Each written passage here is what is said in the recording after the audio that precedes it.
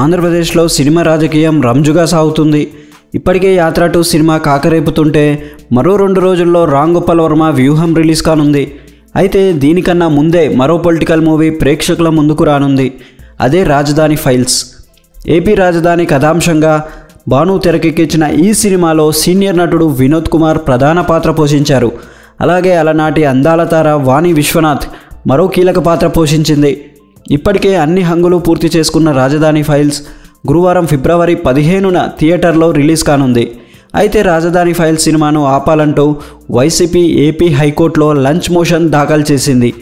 YCP తరపున ఆ party senior నేత ఎమ్మెల్సీ లెల్లా అప్పిరెడ్డి పిటిషన్ దాఖలు చేశారు. సెన్సార్ బోర్డు సినిమా నిర్మాతలను తన పిటిషన్లో ప్రతివాదులుగా చేర్చారు. రాజధాని ఫైల్స్ సినిమాలో సీఎం పాత్రపై అభ్యంతరం వ్యక్తం చేసింది వైసీపీ.